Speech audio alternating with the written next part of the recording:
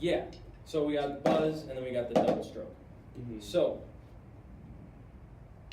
let's start with buzz rolls. So when you're thinking buzz rolls, you want to hit. You just want to like start this. Take your hand, take your arm, just kind of like drop it. So you can get more buzzes.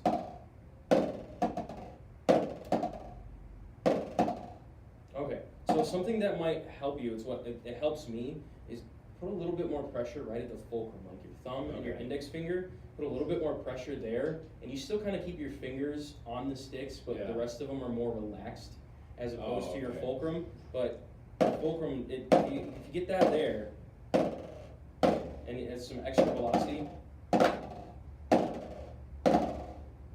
alternate.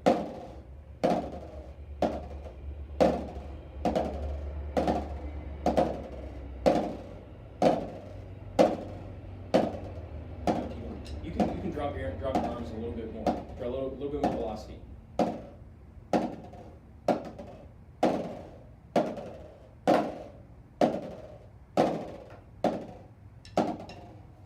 Okay, so let's kind of take that and let's look at exercise number 1. Okay. Set a tempo.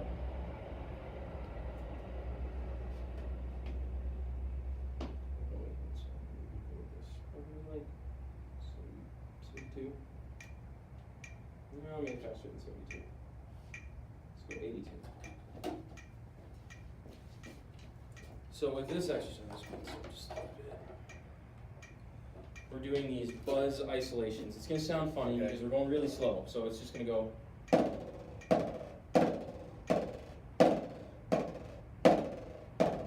And then it'll repeat. So go ahead and start there whenever you're ready.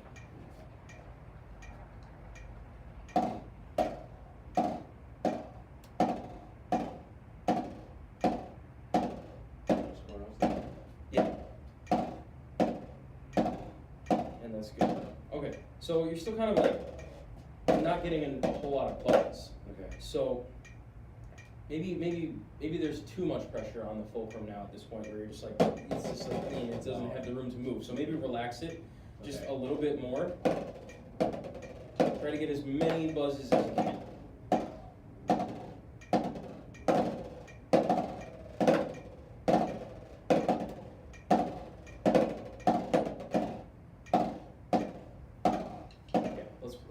Let's do the first 2 measures of exercise 1 together. Okay.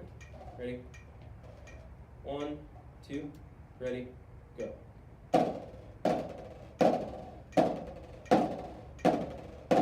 Repeat.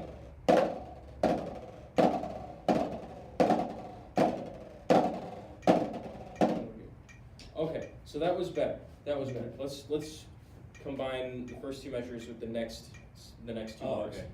So we do the 4 quarter notes and we go, and on this quarter note we let it ring. When we get down here, we're gonna stop it, but we'll get there. Okay, all right. So we let it buzz on this quarter note. So let's go start from the beginning and just do the first 4 measures. All repeats are good. Ready? 1, 2, ready, go.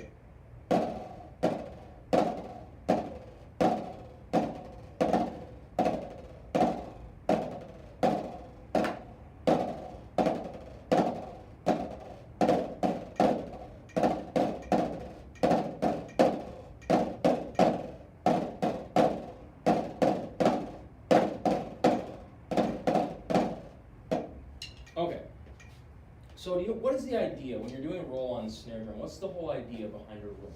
To make it sound longer. Yeah, it's a sustain. It's a sustain. So what you want to do, and it's tough at the slow tempo, but the goal here is to have no breaks really in the buzz sounds. Like it's just from quarter note to quarter note. There isn't really a break, which is tough to do with the slow tempo. But when you get faster, it gets easier.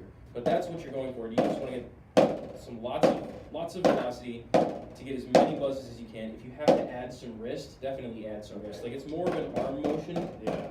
But if you have to add some wrist, go ahead. I'm gonna help give you a little bit more extra velocity. Okay. So let's go a little bit faster. Let's go 4 clicks faster. Okay. And let's do the first 4 bars again. With repeats? With repeats. Repeats are good. Ready? 1, 2, ready, go.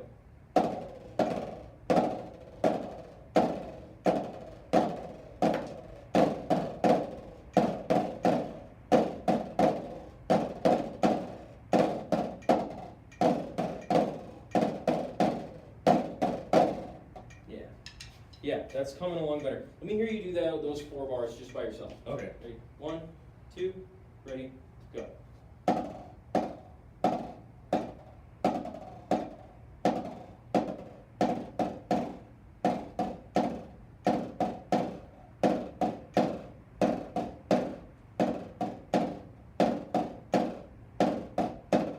Yeah, your right hand.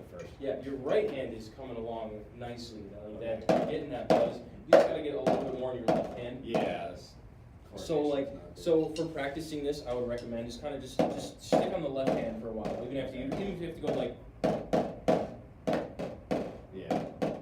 Just to like get some more work in with your left hand. Okay. So let's keep going with just this exercise. So now in the next 4 bars, the quarter notes are just, we're gonna stop them. So it's like. And so like what I think there is, because this is an arm motion, it's like I'm dropping my arm and my fingers come down a little bit. So in order to get it back up, it's like, and like I bring my fingers back in. That's what I do, and it helps me keep it controlled. Yeah. So it's like open, closed on your fingers. Okay. That is. Yeah. So let's try that just from the second line. Ready? 1, 2, ready, go.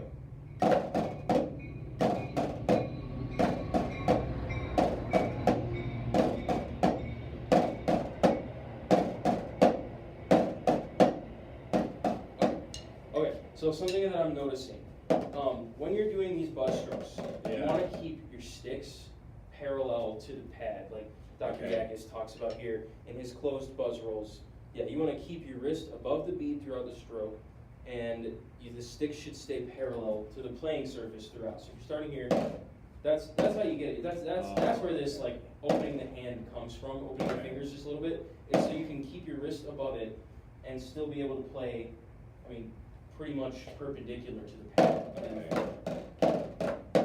Yeah.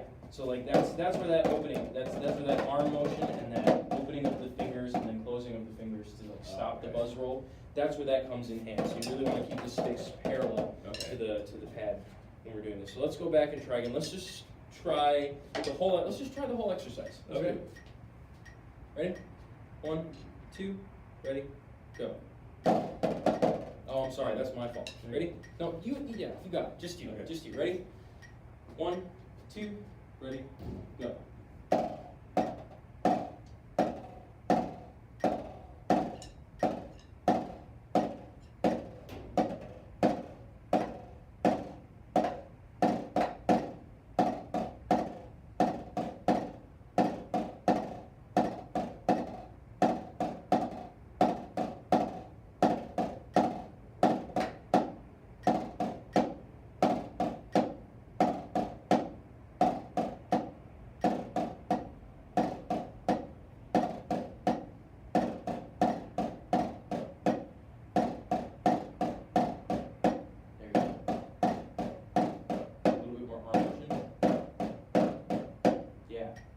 That last one he did was like, it was really good.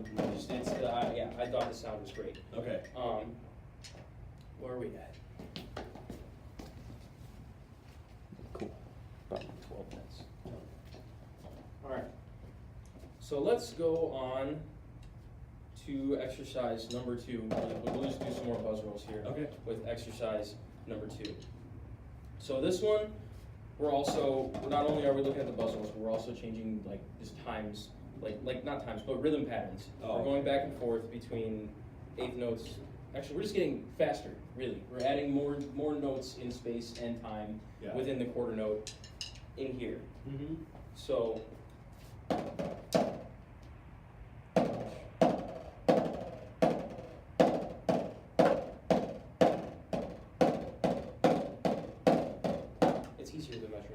But that's the idea. So let's just try and read this down here. Sure. And see how we do. Ready? 1, 2, ready, go.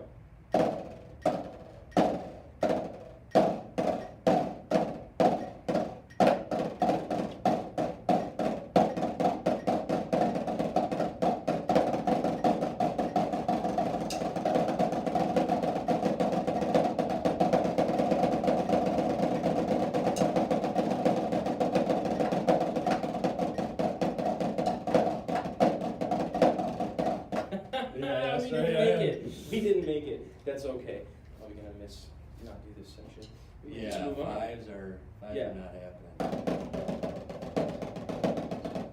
Yeah, it's tough. Yeah, no, I'm probably not even. I'm not gonna show that part. All right, let's talk about some double stroke rolls. Okay.